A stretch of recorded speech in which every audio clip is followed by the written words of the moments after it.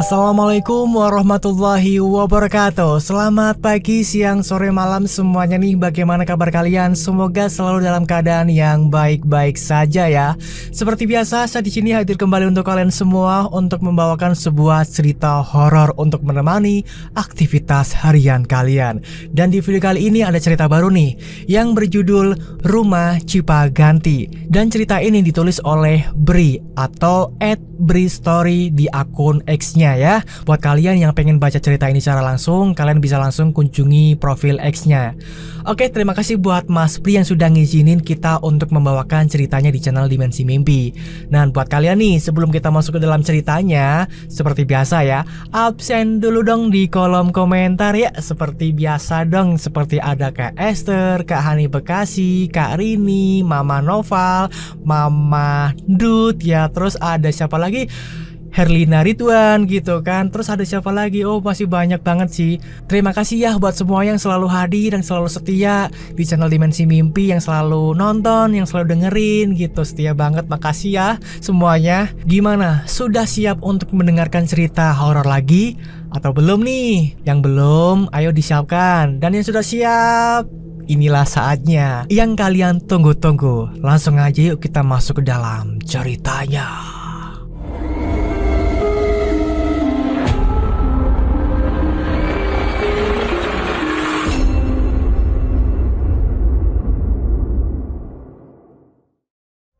Di tempat baru yang belum kita kenal sama sekali, kadang memberikan sajian seram di dalamnya. Kita yang gak tahu menau jadi tercengang ketakutan setelahnya. Ternyata ada sesuatu yang ingin menyampaikan pesan. Mungkin Dena, mahasiswi Jakarta, bertarung melawan rasa takutnya sendiri, merasakan keseraman di tempat baru, di rumah Cipaganti. Simak ceritanya berikut ini. Gluduk, gluduk, gluduk. Terdengarnya seperti ada benda menggelinding yang awalnya jatuh jadi agak dekat pintu kamar. Masih kaget karena baru saja terjaga, nyawa belum terkumpul. Aku masih diam tapi terus memperhatikan. Keadaan rumah yang sepi menjadikan suara itu kedengaran jelas walau nggak terlalu keras. Gluduk, gluduk, gluduk. Nah loh, kali ini sangat dekat. Benda yang jadi sumber suara sepertinya baru saja melintas persis di depan pintu kamar. Bernafas pun aku gak berani. Sebegitunya takutnya untuk mengeluarkan bunyi. Tapi berikutnya gak terdengar apa-apa lagi. Sepi, suara itu sejenak menghilang. Dinginnya kota Bandung membuat aku menggigil. Makin menjadi-jadi karena ditambah dengan suasana seram yang sedang berlangsung. Perlahan menarik selimut lagi sampai sebatas leher. Pantas saja aku kedinginan, karena sebelumnya selimutku nggak menutupi tubuh seluruhnya. Namun ketika sedang menikmati sepi, tiba-tiba duk, duk, duk. 3 kali terdengar bunyi seperti itu lagi. Yang aku tangkap dari bunyi dan jaraknya kedengarannya seperti ada benda yang sedang membentur-bentur pintu kamar. Jarak antara duk yang satu dengan duk berikutnya ada jeda, gak berdekatan. Sekali lagi cekam itu datang. Itu suara apa sih? Kok makin aneh aja? Aku terus bergumam dalam hati. Atau aku nyalakan lampu saja ya, supaya terang benderang. Mengambil beberapa langkah untuk berjalan ke saklar lampu pun gak berani. Gak mau membuat suara, aku takut. Duk, kedengeran lagi. Kali ini hanya sekali. Setelah itu hilang, sepi lagi. Ngantukku sudah gak terasa, sedikit pun enggak. Tapi gak ada yang bisa aku lakukan selain melamun sambil bertanya-tanya dengan cemas apa yang akan terjadi kemudian. Oh iya, ponsel. Aku menyibukkan diri. Mungkin bisa melupakan keseraman ini dengan membuka ponsel. Tapi apa daya, ponsel tergeletak di atas meja yang letaknya agak jauh dari tempat tidur. Tapi ketegangan sedikit berkurang ketika sudah beberapa belas menit lamanya gak ada suara-suara lagi. Sepi aja. Mungkin gak akan kenapa-napa kalau aku turun tempat tidur untuk mengambil ponsel. Ya sudah, akhirnya aku memberanikan diri untuk bangun dan melangkah ke meja. Rumah besar ini terlalu besar untuk kami yang hanya bertiga saja. jadi makin dingin dalam senyap. Beberapa lampu di dalam sengaja dimatikan. Pencahayaan jadi remang mendekati gelap. Nah, akhirnya ponsel sudah dalam genggamanku. Masih berdiri di dekat meja, tapi aku sudah mulai melihat layarnya. Cahaya dari ponsel jadi terasa terang karena kamar dalam keadaan nyaris gelap. Aku lalu melangkah pelan balik lagi ke tempat tidur, sambil mata masih terus memandang ke ponsel. Gak langsung merebahkan diri, aku malah duduk di pinggir ranjang. Beberapa menit kemudian, aku mulai tenggelam larut dalam keasikan berselancar melihat-lihat lini masa media sosial. Beberapa kali tertawa kecil karena ada gambar atau video lucu. Jadi teralihkan dengan peristiwa aneh yang baru saja terjadi. Sampai akhirnya aku dikagetkan dengan suara benda menggelinding lagi. Gluduk, gluduk, gluduk. Terbelalak, sontak aku langsung mematikan ponsel. Masih duduk di pinggir tempat tidur, aku menatap tajam ke pintu. Dari suaranya, benda itu menggelinding dari depan rumah ke belakang, lewat depan kamar. Lama aku diam memperhatikan, menajamkan pendengaran. Bunyi itu terus terdengar. Gluduk, gluduk, gluduk. Kembali muncul, kali ini datang dari belakang menuju bagian depan rumah, lalu berhenti, hilang. Tapi beberapa belas detik kemudian kedengaran lagi, gluduk, gluduk. Gak seperti sebelum-sebelumnya yang berlanjut sampai ke depan atau belakang. Kali ini suaranya berhenti. Kalau itu adalah benda yang menggelinding, dari suaranya terdengar kalau benda ini berhenti tepat di depan pintu kamar. Itu apa sih? Dalam hati aku bertanya-tanya. Takut dan cemas menyeruak isi kepala. Tapi entah kenapa rasa penasaran juga ada. Ingin tahu apa sih sebenarnya yang menggelinding itu. Tiba-tiba aku berdiri, berniat untuk ke pintu. Tapi suara itu belum kedengeran lagi. Mulai melangkah, one step at a time, very slow. Sampai akhirnya aku sudah berada persis di depan pintu. Duk. 2 kali bunyi itu muncul. Seperti ada yang membentur pintu bagian bawah. Mendengar itu aku tetap diam. Kembali hening. Keberanian seketika muncul. Perlahan tangan meraih gagang pintu, lalu memutarnya. Aku kemudian menarik pintu, membukanya sangat perlahan. Depan kamar remang gelap. Namun pandangan masih bisa melihat cukup jelas ketika sudah ada celah untuk mengintip walau sedikit. Setelah itu, aku menarik pintu sekali lagi. Masih sangat perlahan. Nah, ketika pintu sudah terbuka lebar, aku tetap nggak melihat ada apa-apa. Kosong. Tapi teringat kalau bunyi duk-duk tadi berasal dari benturan pada bawah pintu, bukan di tengah atau atas. Makanya aku refleks menunduk, mengarahkan pandangan ke bawah. Ya Tuhan, akhirnya aku melihat apa yang jadi sumber suara tadi. Sesuatu yang sangat menyeramkan sedang berada di lantai depan pintu. Kita flashback nih, beberapa hari sebelumnya. Dina, kamu ke Bandung ya? Temenin Tante Lintang lagi. Om Weldan kerja keluar kota lagi katanya. Oh iya mah, lagi libur juga kan aku. Lumayan kan bisa refreshing, hehe. Itu adalah percakapan dengan Mama di ruang makan di rumah kami di Jakarta. Mama memintaku untuk menemani adiknya yang tinggal di Bandung, yaitu Tante Lintang. Tante Lintang dan suaminya, Om Weldan. Sebenarnya baru beberapa bulan tinggal di kota Kembang. Mereka harus pindah dari Jakarta karena pekerjaan Om Weldan yang mengharuskan untuk stay di Bandung. Tapi walaupun sudah di Bandung, Om Weldan kok tetap aja sering kerja di luar kota ya mah? Gimana sih? Kan kasihan Tante Lintang, tanyaku. Iya, kan emang kerjaan Om Weldan harus seperti itu. Ya mau gimana lagi kan? Jawab Mama sambil tangannya sibuk mengolah masakan. Harusnya nih ya, Tante Lintang itu kesini aja, tinggal sama kita kalau pas Om Weldan keluar kota mah. Ah kamu ini, Diara itu harus sekolah. Masa iya pulang pergi Jakarta Bandung setiap hari? Kan gak mungkin. Lagi pula bukannya kamu seneng kalau harus nemenin Tante Lintang? Kamu bisa healing sebentar ke Bandung kan? Gaya banget mama aku, pakai segala nyebut healing. Tapi emang iya sih, yang tadinya aku sangat jarang untuk sekadar jalan-jalan ke Bandung, tapi karena ada Tante Lintang di sana, beberapa bulan belakangan aku jadi beberapa kali juga ke Bandung. Waktunya juga agak tepat. Jadwal kuliah aku sedang agak kosong.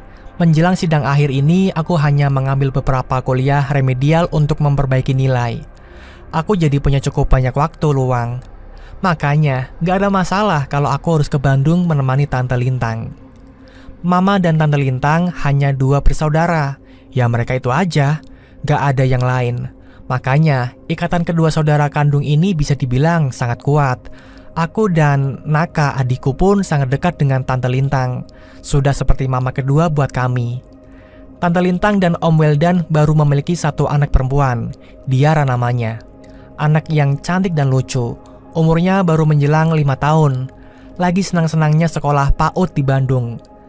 Tante Lintang tadinya bekerja sebagai karyawan swasta, tapi setelah menikah dan melahirkan, memutuskan untuk total menjadi ibu rumah tangga.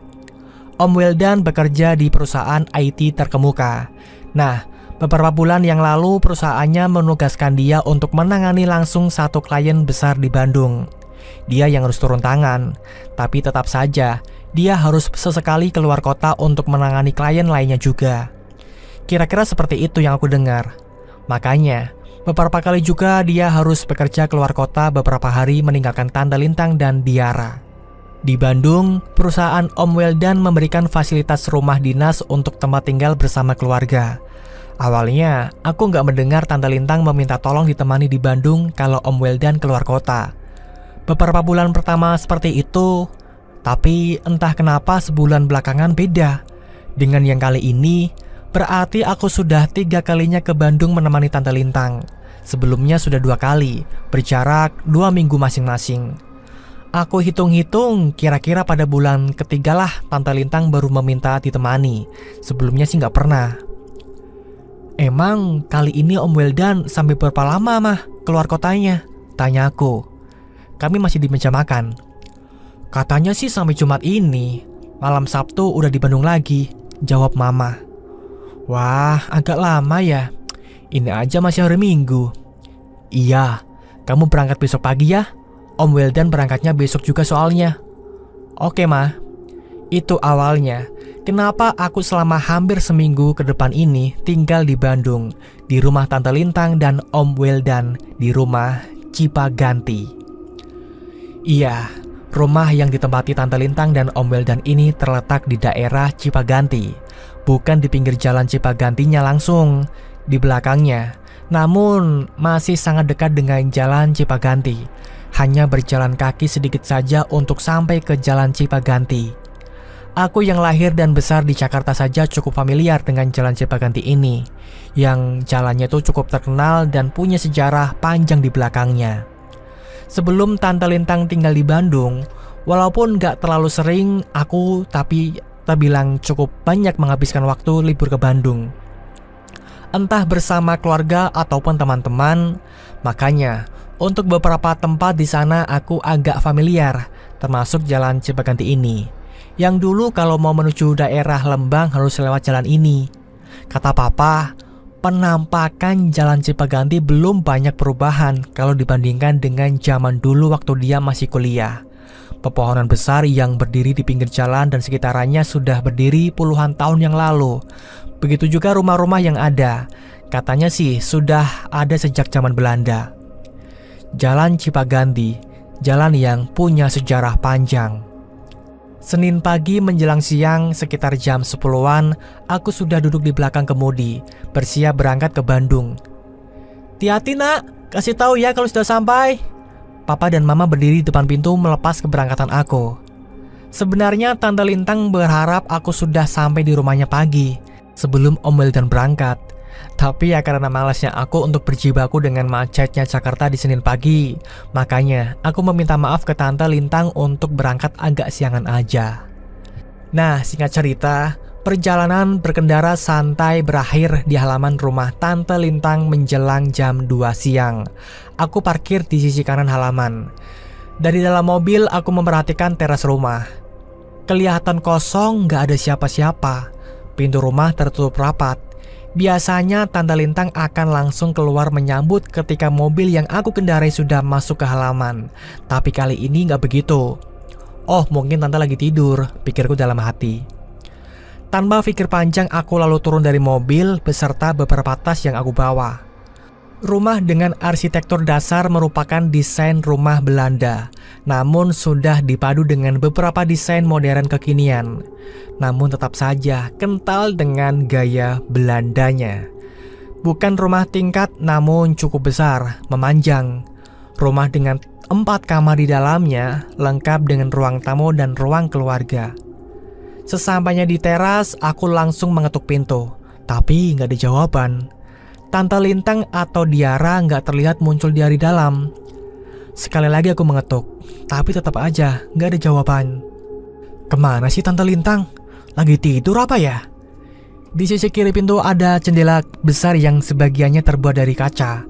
Lewat jendela ini, aku lalu mengintip ke dalam. Memang nggak bisa melihat jelas ke dalam karena terhalang tirai, tapi seenggaknya aku bisa mengintip sedikit dari celah kecil. Dan benar, aku bisa melihat ke dalam. Kelihatannya di rumah dalam keadaannya kosong. Aku melihat pintu ruang tamu yang menghubungkan dengan ruang tengah dalam keadaan terbuka.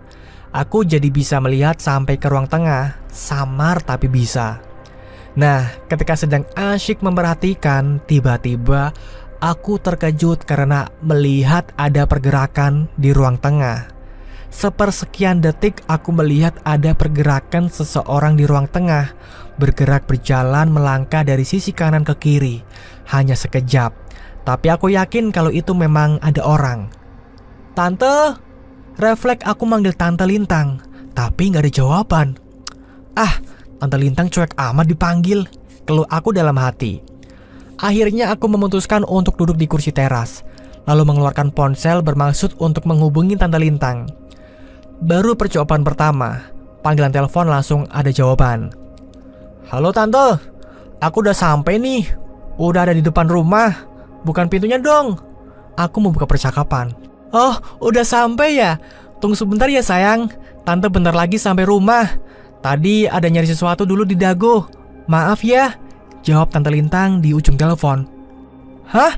Tante Lintang gak di rumah? Terus di rumah gak ada siapa-siapa Tan? Tanyaku memastikan. Ya nggak ada lah, siapa lagi? Ternyata rumah ini kosong. Gak beberapa lama kemudian, Tante Lintang dan Diara datang. Yang aku sudah ceritakan di awal tadi, kalau sebenarnya ini sudah yang ketiga kali aku menemani Tante Lintang di rumahnya. Bulan-bulan pertama tinggal di Bandung, Tante Lintang kelihatan gak ada masalah tinggal di rumah sendirian. Tapi entah kenapa 1 bulan terakhir dia mulai meminta aku menemani, gak mau sendirian lagi. Ketika ditanya pun jawabnya hanya, cuma gak mau sendirian aja. Kalau udah kakak kan enak, gak terlalu sepi. Ya sudah, ketika Tante Lintang meminta aku menginap, aku gak pernah bertanya lagi kenapa.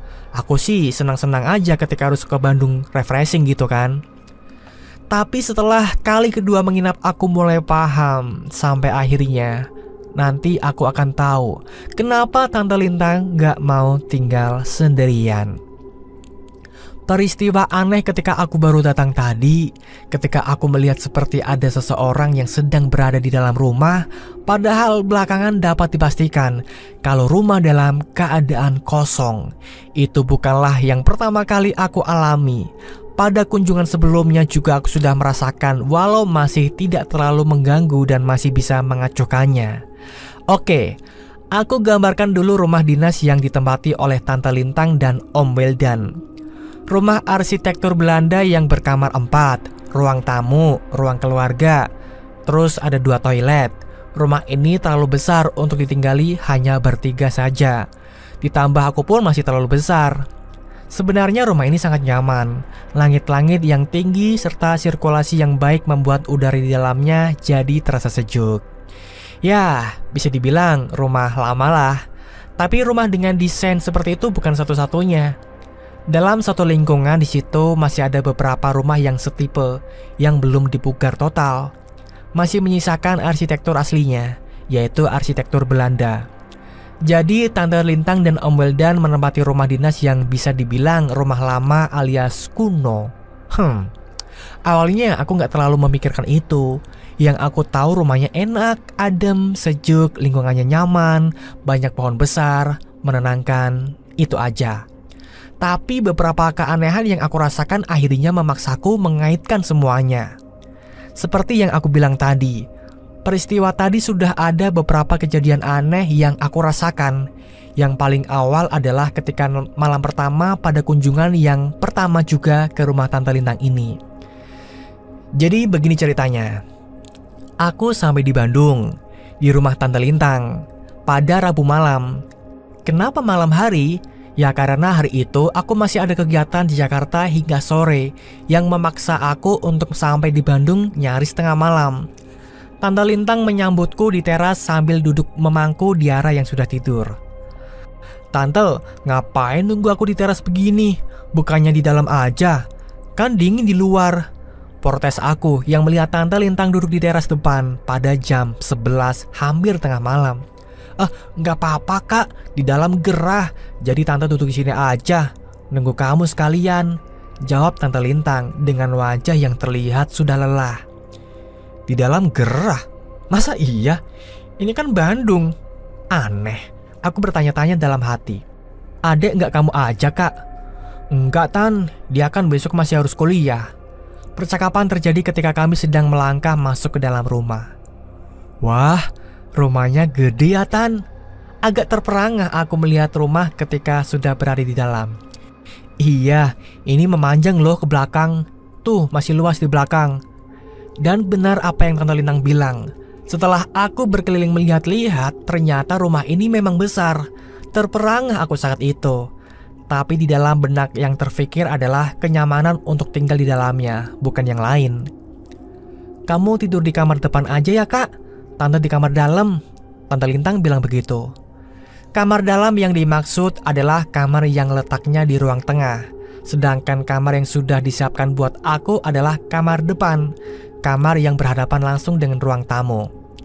Waktu itu sudah jam 12 lewat sedikit ketika kami memutuskan untuk masuk ke kamar masing-masing. Aku sudah lelah setelah berkendara sebelumnya. Tante Lintang juga sudah kelihatan lelah. Di dalam kamar, aku langsung berbaring di tempat tidur. Ingin rasanya langsung terlelap. Kamar ini sudah rapi. Terlihat memang sudah disiapkan oleh Tante Lintang buatku. Kamarnya besar, dengan perabot standar seperti meja, lemari, kursi, dan tempat tidur. Ada jendela kayu yang kalau aku buka langsung bisa melihat teras dan halaman depan. Sambil menunggu terlelap, aku membuka ponsel, melihat-lihat update media sosial. Sama seperti orang-orang kebanyakan, kalau aku pun bisa betah berlama-lama sekadar membuka Twitter atau Instagram atau lainnya. Sampai nggak sadar kalau ternyata sudah jam 1 lewat sedikit. Remuk redam rasanya tubuh ini. Berbalut selimut tebal, aku coba meredam udara dingin yang makin menusuk menembus kulit. Remang gelap kamar serta dinginnya suhu seperti mengundang kantuk hebat untuk datang. Nggak kuasa aku menahannya. Tapi ada sesuatu yang akhirnya memaksa aku untuk bangun dari tidur. Sial, aku pingin pipis. Nggak bisa ditahan sampai pagi sepertinya. Aku pun melangkah ke pintu berniat menuju salah satu toilet. Toilet terdekat letaknya di ruang tengah, di sebelah kamar yang ditempati oleh Tante Lintang. Keluar kamar, aku langsung bisa melihat ruang tamu yang dalam keadaan gelap. Penerangan hanya bersumber dari lampu teras depan yang cahayanya masuk dari celah-celah jendela yang tirainya nggak menutup sempurna. Meneruskan langkah, aku menuju ruang tengah. Hampir di paling belakang disitulah toilet yang aku tuju. Ruang tengah juga sama, gelap ketika aku sudah sampai di situ. Cahaya hanya bersumber dari lampu kecil dekat lemari besar dan juga cahaya laptop yang masih menyala di meja kerja samping lemari besar tadi. Wait, what? Cahaya layar laptop? Loh, kok ada laptop yang masih menyala? Benar. Ternyata ada laptop masih menyala dan aku lihat ada Om Weldan sedang duduk menghadap laptop itu. Iya, Om Weldan. Aku nggak salah lihat. Dia terlihat sangat serius memperhatikan laptopnya. Om Wildan kok masih di sini? Bukannya sudah berangkat dari kemarin malam ya? Ucapku dalam hati. Aku yang sudah gak tahan lagi akhirnya memutuskan untuk langsung ke toilet, gak menegurnya. Gak memakan waktu lama. Setelah selesai, aku keluar dan berniat langsung kembali ke kamar. Setelah sudah di luar kamar mandi, mataku langsung tertuju ke meja kerja Om Wildan. Ternyata laptopnya sudah mati dan Om Wildan sudah gak terlihat lagi. Ketika aku sudah melihat ke seluruh penjuru ruangan tengah, sudah kosong, gak ada siapa-siapa. Oh, Om Wildan sudah selesai kerja kali, begitu pikirku dalam hati. Ya sudah, tanpa pikir panjang aku langsung menuju kamarku ke depan. Sesamanya di kamar, aku langsung tertidur lelap. Singkat cerita, besok paginya terjadi percakapan aneh dengan Tante Lintang. Tante, tadi malam aku lihat Om Wildan di meja kerjanya. Emang dia balik lagi? Kata Tante, Om Wildan sudah berangkat dari Selasa. Tanyaku di meja makam. Hah? Om Wildan? Iya. Tante lupa kasih tahu kalau Om Wildan balik lagi tadi malam, katanya ada yang ketinggalan gitu. Jawab Tante Lintang. Terlihat gelagapan menjawab. Entah kenapa saat itu aku nggak tahu. Tapi siangnya aku dapat pesan WhatsApp dari Om Wildan. Kira-kira isi pesannya begini. Kak, udah di Bandung kan ya? Jadi kan nemenin tante kamu. Udah Om, dari tadi malam. Oh syukurlah, maaf ngerepotin ya. Nggak apa-apa Om, sekalian jalan-jalan ini. Ya sudah kalau gitu, Om agak lama ini. Mungkin Senin atau Selasa depan Om baru pulang. Masih banyak kerjaan. Ini juga Om baru sampai Aceh. Ya namanya juga perjalanan jauh. Dari Riau lewat darat dari kemarin siang. Satu kalimat panjang Om Wildan sedikit mengernyitkan dahiku. Dari kemarin siang Om Wildan melakukan perjalanan darat menuju Banda Aceh. Berarti tadi malam Om Wildan sedang di Sumatera. Lalu siapa yang aku lihat semalam duduk di depan laptop? Langsung banyak pertanyaan di kepala. Kenapa Tante Lintang menutupi dengan bilang kalau Om Wildan memang sedang balik lagi pulang ke rumah? Apa itu bukan Om Wildan? Walaupun dalam remang cahaya dan aku melihatnya dari samping, tapi aku yakin kalau itu adalah Om Wildan, bukan orang lain. Itu keanehan pertama yang aku alami. Berikutnya masih ada beberapa kejanggalan lainnya. Aku lupa, entah pada kunjungan pertama atau yang kedua ke rumah Cipaganti ini. Yang pasti waktu itu adalah malam kedua kunjunganku saat itu. Aku mengalami mimpi yang aneh. Mimpi yang menurutku nyaris seperti nyata visualisasinya. Siangnya aku sengaja berjalan-jalan di kota Bandung. Aku mencari kuliner menarik yang gak aku dapatkan di Jakarta. Dan berakhir ngopi di satu kafe asik di daerah Ciumbeluit. Lelah ya gak terlalu, karena menyenangkan. Tapi malamnya aku merasa sangat ngantuk padahal belum terlalu larut. Sekitar jam 10-an aku sudah terlelap. Nah, ketika aku tidur saat inilah aku mengalami mimpi yang aneh. Di dalam mimpi berawal ketika aku seperti sedang berada di rumah Cipaganti ini. Berada di dalam kamar yang biasa aku tempati kalau sedang datang berkunjung. Posisiku di tempat tidur seperti baru saja terjaga. Aku masih sangat ingat ketika sepertinya aku terjaga karena mendengar ada keramaian di luar kamar. Ya, di ruang tamu tepatnya. Keramaian yang aku maksud adalah suara dari banyak orang. Bukan suara ramai sampai memekakkan telinga, tapi suara banyak orang sedang berbincang satu sama lain. Sekali lagi, mimpi kali ini terasa sangat nyata. Belum pernah aku mengalami mimpi sejelas ini. Masih di dalam mimpi, mendengar suara orang-orang itu, aku tentu saja jadi penasaran. Ada apa di luar kamar? Sedang ada acara apa ini? Lalu aku bangkit dari rebah. Gak langsung berjalan menuju pintu, tapi sejenak duduk untuk mengumpulkan nyawa dong. Suara-suara itu masih terdengar jelas. Percakapan yang isinya kurang bisa aku tangkap. Masih duduk aku lalu menoleh ke jendela. Dari sela-selanya aku bisa melihat kalau ternyata hari masih malam karena di luar gelap. Ada apa ya? Apa Tante Lintang sedang ada acara pesta kecil-kecilan? Tapi kok nggak bilang-bilang sih? Akhirnya rasa penasaran memaksa aku untuk mendekat ke pintu. Coba cari tahu ada apakah gerangan sebenarnya. Makin dekat pintu, suara-suara obrolan makin jelas terdengar. Khawatir kalau aku mengganggu mereka karena tiba-tiba muncul dari dalam kamar. Maka dari itu aku sangat perlahan memutar gagang pintu supaya nggak menarik perhatian. Kemudian aku tarik pintu perlahan untuk membukanya. Setelah sudah cukup ada celah, aku mendekatkan wajah untuk mengintip keluar. Benar, di ruang tamu itu banyak orang dengan lampu yang terang menyala. Yang mampu aku lihat ada sekitar 6 atau 8 orang. Ada yang sedang duduk di sofa, ada pula yang berdiri. Semuanya berposisi sedang berbincang satu sama lain. Di ruang tengah itu aku gak melihat ada Tante Lintang atau Om Wildan. Semuanya adalah wajah-wajah yang gak aku kenal. Saking asiknya memperhatikan sampai gak sadar kalau sudah membuka pintu terlalu lebar. Aku jadi menarik perhatian.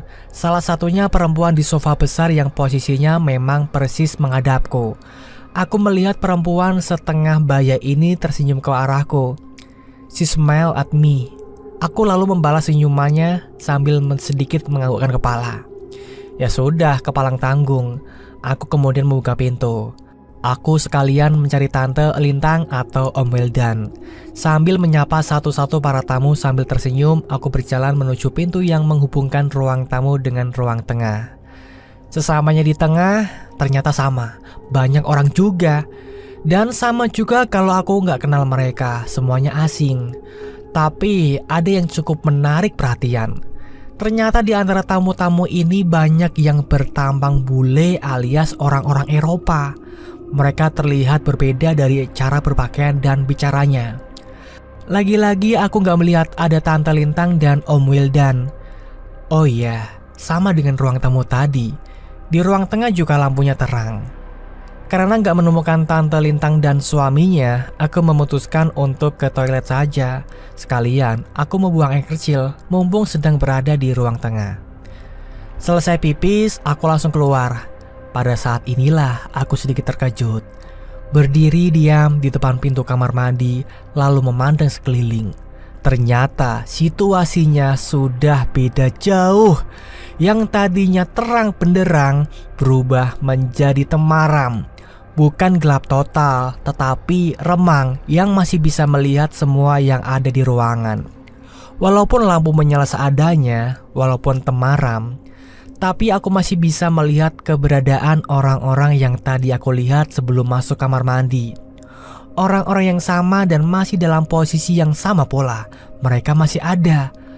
Aku masih diam sambil terus memperhatikan. Seperti yang aku bilang tadi, walaupun gak terang benderang seperti sebelumnya, tetapi aku masih bisa melihat semuanya. Walau ada beberapa yang terlihat hanya dalam bentuk siluet hitam. Cukup lama aku memperhatikan, sampai pada akhirnya pandangan terhenti di satu sosok yang sedang berdiri sendirian di sebelah lemari, persis di depan pintu kamar Tante Lintang. Awalnya melihat sosok itu sambil aku mengucek-ngucek mata, coba memperjelas penglihatan, karena ada keanehan. Tapi gak ada yang berubah setelah aku mengucek mata, masih kulihat keanehan yang sama. Bukan keanehan, tetapi keseraman. Ada apa dengan sosok yang sedang berdiri sendirian itu? Ternyata sosok itu berdiri diam tanpa kepala.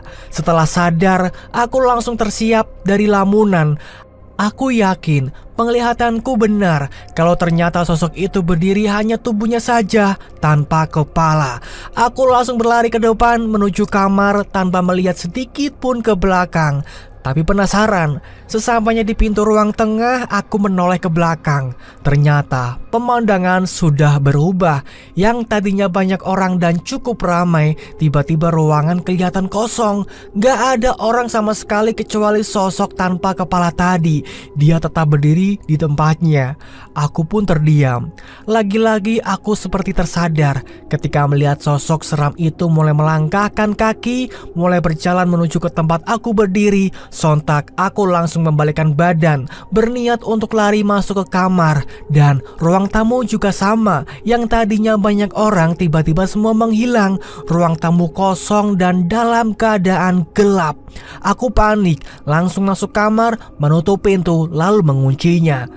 Masih ketakutan, sangat ketakutan. Ketika dari dalam kamar aku melihat gagang pintu bergerak-gerak sendiri, seperti ada yang mencoba untuk membukanya dari luar. Gemetar tubuhku, sampai akhirnya semuanya selesai ketika aku terbangun dari tidur. Syukurlah cuma mimpi, ucapku. Memang cuma mimpi, tapi mimpi yang sungguh sangat terlihat nyata. Aku sampai bingung, itu sebenarnya mimpi atau bukan. Pada awalnya aku mencoba untuk mengabaikan beberapa kejadian aneh itu. Mungkin karena rumah ini tempat yang baru buatku. Jadi ya begitu, parno. Aku terus memaksa diri untuk tenang dan tidak berpikir yang macam-macam. Ditambah aku sangat menyukai Bandung. Suasananya, udaranya, makanannya, semuanya. Makanya sedikit banyak perhatianku masih bisa teralihkan dengan hal-hal yang menyenangkan. Di samping itu kejadian-kejadian aneh itu masih sekali saja dan belum jadi keanehan menjurus seram menakutkan. Ya aku masih santai. Tapi ternyata seiring berjalannya waktu dan setelah kunjungan-kunjungan berikutnya, kok makin lama aku merasa kejadian-kejadiannya makin aneh dan janggal, menjurus seram malah. Pernah pada suatu malam aku harus keluar karena harus membeli pembalut. Harus membelinya malam itu juga. Terpaksalah aku berjalan kaki menuju satu warung kecil yang jaraknya sekitar 5 menit berjalan kaki dari rumah. Waktu itu sudah hampir jam 12 malam. Aku sempat berniat untuk mengetuk kamar Tante Lintang untuk bertanya apakah dia masih punya stok pembalut. Tetapi tampaknya dia sudah tertidur. Aku nggak mau membangunkannya. Lebih memilih untuk keluar saja sebentar. Toh warung kecil itu katanya buka 24 jam. Berjalan kaki aku menyusuri jalan perumahan yang isinya rumah-rumah besar ini. Lampu jalan yang seadanya, ditambah gak ada orang sama sekali dan gak ada juga kendaraan yang melintas. Sepinya membuat nyaliku sedikit goyah. Tapi ya mau gimana lagi, aku harus ke warung itu. "Neng, tinggal di mana?" tanya bapak penjaga warung setelah aku sampai dan selesai bertransaksi. "Di rumah tante saya, Pak. Sedang liburan aja," jawabku. "Oh, rumah yang mana ya?" "Itu loh, rumah yang kedua dari ujung itu, Pak. Jalan yang itu tuh." "Oh iya, rumah itu. Rumah yang pernah lama kosong ya?" Aku hanya tersenyum. "Pulangnya hati-hati ya, Neng. Mana sendirian lagi?" Kalau ada apa-apa, jangan diwaro ya. Cuekin aja." Emang ada apa, Pak?" Enggak, Neng. Pokoknya nanti langsung masuk ke rumah aja ya." Omongan yang membuat aku sedikit berpikir kesana kemari. Tapi ya sudahlah, aku mengiyakan omongannya. Lalu buru-buru pamit pulang. Perjalanan pulang aku melewati jalan yang sama. Situasinya juga masih sama. Sepi dan pencahayaan seadanya. Aku perhatikan setiap rumah yang aku lalui. Semuanya seperti nggak ada kehidupan di dalamnya. Entah penghuninya memang nggak ada atau sudah tidur. Tapi beberapa lampunya menyala walau nggak terang. Makin dekat langkahku makin cepat. Aku ingin buru-buru sampai dan masuk ke rumah. Tinggal beberapa rumah lagi. Langkah makin cepat. Rumah Tante Lintang ini memang hampir paling ujung jalan. Di depannya ada 2 pohon besar. Yang satu persis di depan rumah dekat pagar, yang satu lagi di seberang jalan. Nah, ketika aku hampir sampai di pagar rumah, aku melihat ada sesuatu di bawah pohon besar yang letaknya di seberang jalan. Pohon ini gak ada penerangan, nyaris gelap total. Tapi aku masih melihat ada yang berbeda di bawahnya. aku melihat ada seseorang yang sedang berdiri diam, berdiri menghadap jalan. Nyaris hanya bentuk siluet hitam ketika aku melihatnya. Karena inilah aku jadi melambatkan langkah. Penasaran siapakah yang sedang berdiri itu? Aku sudah di depan pagar dan sedang berusaha membukanya, tetapi pandangan masih terus mengarah ke sosok di seberang itu. Mengernyitkan dahi, aku memaksa mata untuk bisa fokus dan memperjelas penglihatan. Beberapa detik kemudian, aku tersentak kaget, lalu buru-buru mengalihkan pandangan, membuka pagar, menutupnya lagi. Kemudian aku lari masuk rumah. Kenapa? Karena tadi ketika masih berdiri di depan pagar, setelah sudah bisa melihat jelas, ternyata sosok itu berdiri tanpa kepala. Gemetar tubuhku, makanya aku langsung lari. Ketika sudah di dalam, aku langsung mengunci pintu. Bodohnya, bukannya langsung masuk kamar, aku malah ngintip keluar. Coba melihat lagi sosok itu. Penasaran? Masih ada. Sosok seram tanpa kepala itu masih berdiri pada tempatnya di bawah pohon di dalam gelap. Degup jantung berdetak kencang. Beberapa detik kemudian aku langsung masuk kamar. Sosok tanpa kepala yang sebelumnya muncul di dalam mimpiku, malam itu aku melihat langsung penampakannya. Dan puncaknya, pada satu malam terakhir aku menginap di rumah itu. Setelah peristiwa itulah akhirnya aku memaksa Tante Lintang untuk bercerita sejujurnya tentang rumah ini. Gimana? Ada apa sebenarnya? Jadi begini ceritanya.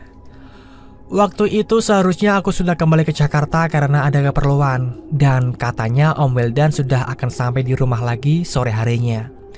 Tetapi last minute ternyata Om Wildan mengabarkan kalau kepulangannya tertunda 1 hari. Masih ada yang harus dikerjakan katanya. Ya sudah, aku gak tega melihat Tante Lintang yang memohon agar aku menginap 1 malam lagi. Waktu itu hari Kamis, malam Jumat. Malam pun datang. Setelah makan malam, aku dan Tante Lintang serta Diara sempat berbincang di ruang tengah di depan TV. Sampai kira-kira jam 10 kami menyudahi percakapan lalu masuk ke kamar masing-masing. Seperti biasa, lampu di dalam rumah hampir semuanya dimatikan.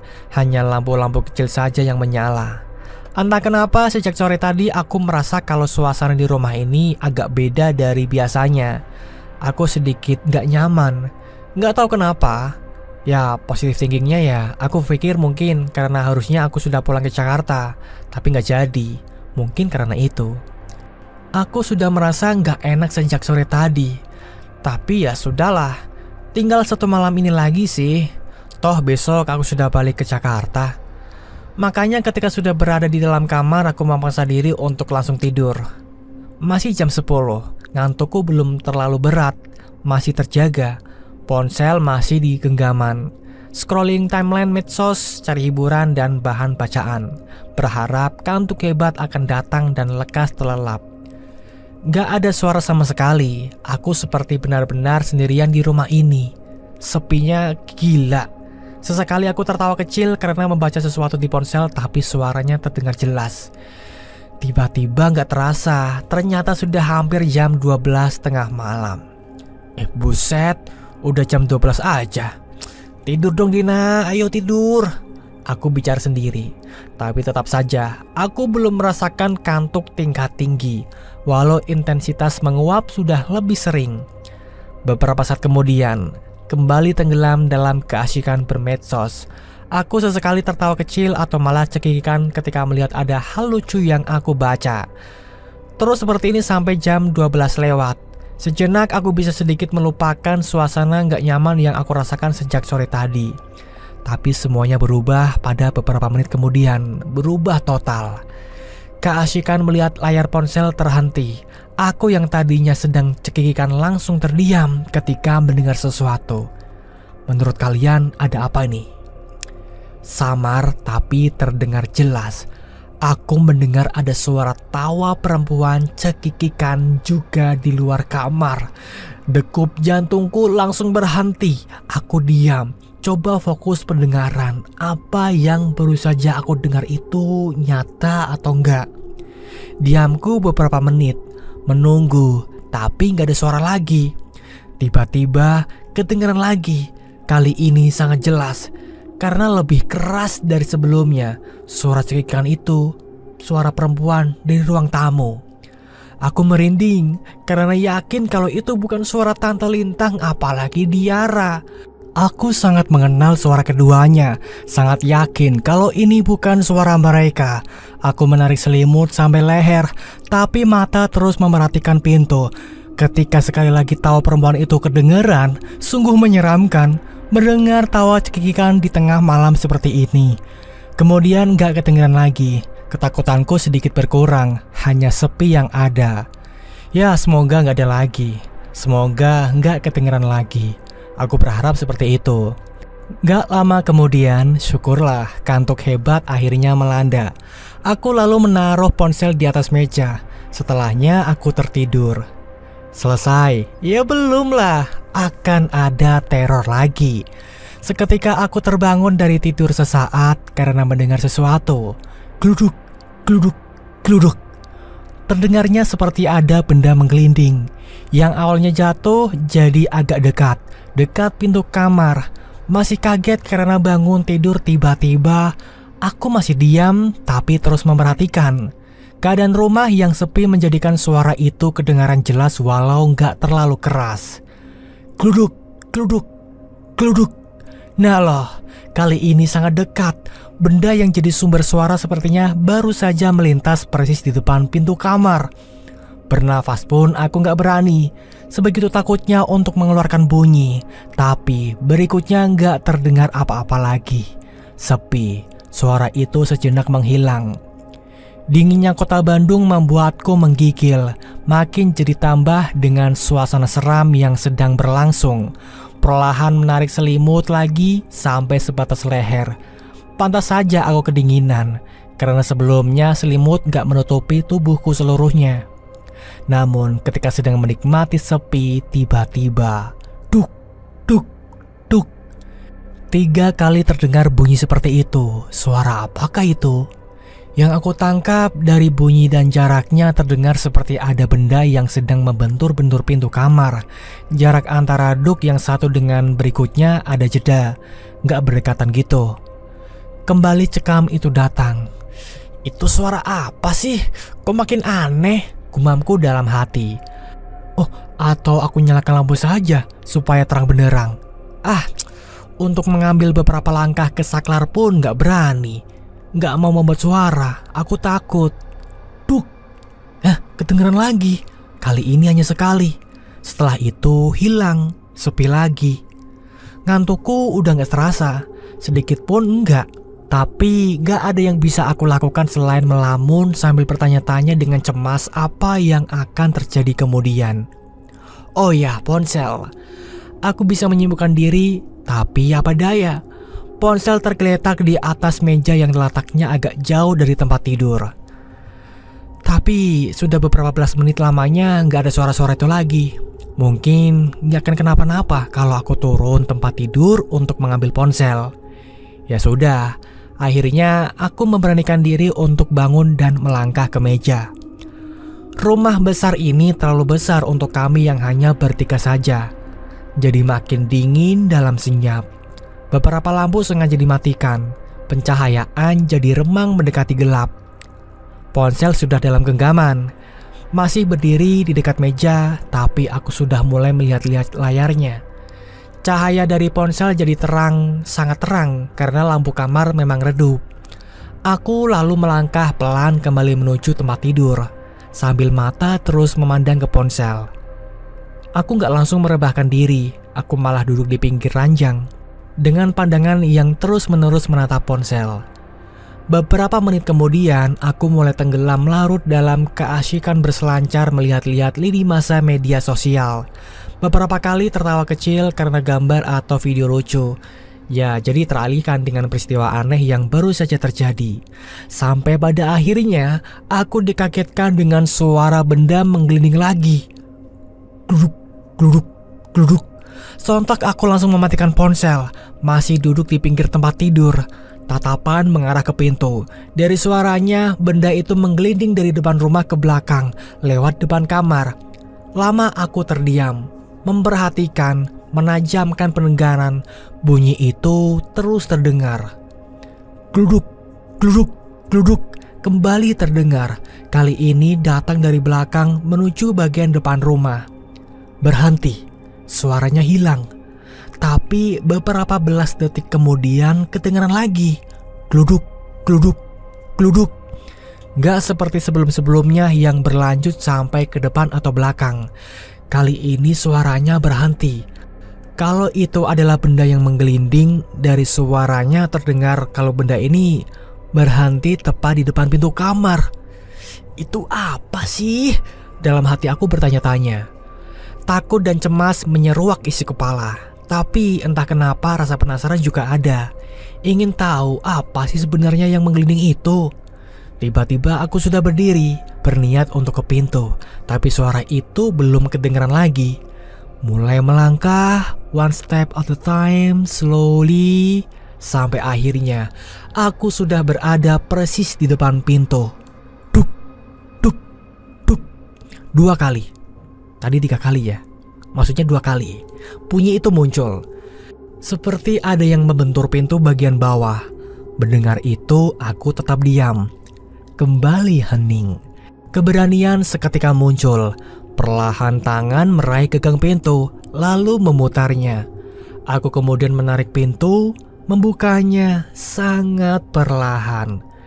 Depan kamar remang gelap, namun pandangan masih bisa melihat cukup jelas ketika sudah ada celah untuk mengintip walau sedikit. Setelah itu, aku menarik pintu sekali lagi. Masih sangat perlahan. Nah, ketika pintu sudah terbuka lebar, aku tetap gak melihat ada apa-apa. Kosong. Tapi teringat kalau bunyi duk-duk tadi berasal dari benturan pada bagian bawah pintu, bukan di tengah atau di atas. Makanya aku refleks menunduk lalu memperhatikan ke bawah. Ya Tuhan! Akhirnya, aku melihat apa yang jadi sumber suara sejak tadi. Sesuatu yang sangat menyeramkan sedang berada di lantai depan pintu. Di sana ada benda nyaris bulat. Dalam gelap, aku memperhatikan dan akhirnya kelihatan dengan jelas. Aku melihat ada kepala manusia lengkap dengan wajah dan rambut. Yang lebih menyeramkan lagi, wajah pucat dari kepala tanpa tubuh ini menatap arahku dengan mata terbuka, tanpa senyum, datar, tanpa ekspresi. Tuhan, aku ketakutan hingga tubuh gak bisa bergerak. Bertatapan langsung dengan kepala yang sedang berada di lantai. Nyaris menangis. Dalam hati aku membaca doa sebisanya. Entah dapat kekuatan dari mana, akhirnya aku tersadar dan bisa menarik gagang pintu kemudian menutupnya. Aku langsung lari ke tempat tidur, merebahkan diri, menarik selimut lagi sambil terus menatap pintu. Tapi suara seram itu hilang, gak kedengaran lagi. Hening, sepi. Tokopedia. Selesai? Masih belum. Beberapa saat kemudian, aku melihat gagang pintu bergerak-gerak sendiri, seperti ada yang hendak membukanya dari luar. Gemetar tubuhku melihatnya. Menangis kecil aku ketakutan ketika akhirnya aku melihat kalau pintu kamar perlahan mulai terbuka. Ya, terbuka sendiri. Aku lemas, pasrah ketakutan. Jantung seperti berhenti berdetak. Ketika dalam gelap aku melihat ada sosok yang sepertinya adalah sosok yang mencoba membuka pintu. Iya, ternyata ada sosok lelaki dengan tubuh tanpa kepala sedang berdiri di depan kamar. Aku menangis ketakutan. Lemas, sungguh sangat menyeramkan ya Tuhan. Aku gak kuat. Setelah itu, aku gak ingat apa-apa lagi. Kak, bangun, udah siang. Suara Tante Lintang membuatku terjaga. Aku melihat sudah ada cahaya matahari menembus jendela kamar. Ayo sarapan, Tante udah beliin kupat tahu, senyum Tante Lintang. Padahal aku masih trauma, masih teringat peristiwa malam tadi. Pagi itu memang rencananya aku pulang ke Jakarta, karena siang nanti Om Weldan sudah kembali. Nah, singkat cerita, sebelum aku pulang, aku berbincang dengan Tante Lintang di teras rumah. Tante, jujur deh, kenapa sih belakangan Tante kok nyuruh aku nginep di sini terus? Padahal kan awalnya enggak. Udah Tan, jujur aja nggak apa-apa, tanyaku. Nggak ada kak, Tante cuma ya pengen ada teman aja. Udahlah Tante, aku ini beberapa kali ngerasain kejadian seram di rumah ini. Tadi malam Tante, itu puncaknya. Ya ampun, serem banget. Aku lanjut memaksa Tante Lintang untuk bicara. Sampai akhirnya Tante Lintang mau bicara juga. Pelan-pelan dia bercerita kalau di rumah ini dia dan Diara sering mengalami peristiwa seram kalau Om Wildan sedang gak ada. Awalnya sih gak pernah ada apa-apa, tapi lama-kelamaan terjadi beberapa kali kejadian seram yang sudah dalam taraf mengganggu. Tante Lintang pun gak tahan dong, sampai akhirnya minta tolong aku menemaninya. Kemudian kami menceritakan semuanya. Semua yang pernah aku dan Tante Lintang alami di rumah ini, di rumah Cipaganti. Dan itulah teman-teman ceritanya. Kita sudah di ujung cerita alias berakhir ya. Ceritanya sampai di sini endingnya. Gimana pendapat kalian? Apakah kalian juga pernah mengalami hal yang sama di rumah kalian atau di tempat baru yang kalian tempati itu? Tulis di kolom komentar ya jika kalian punya pengalaman yang sama. Oke, buat kalian yang suka videonya, yang suka ceritanya, jangan lupa lah untuk klik like-nya dong. Dan juga yang belum subscribe nih, yang belum subscribe channel Dimensi Mimpi nih, subscribe dulu dong. Dan juga nyalakan loncengnya ya, agar kalian gak ketinggalan cerita terbaru dari channel Dimensi Mimpi. Jadi ketika Dimensi Mimpi upload cerita terbaru nih, kalian langsung dapat notifikasinya dan kalian langsung bisa dengarkan cerita itu juga. Tentunya cerita horor ya. Oke, jangan lupa yang belum absen silakan absen dulu biar saya di sini dan tim makin kenal dekat dengan kalian semua. Siapa aja nih yang selalu nonton Dimensi Mimpi, siapa aja nih yang selalu hadir. Jadi kita bisa saling dekat, saling kenal gitu ya maksudnya ya. Oke, mungkin kita akan bertemu lagi di cerita selanjutnya di hari berikutnya ya. Untuk sekarang kita akhiri sampai di sini dulu. Saya dan tim pamit dulu. Sampai jumpa di esok hari. Wassalamualaikum warahmatullahi wabarakatuh. Ingat ya, hidup hanyalah ilusi.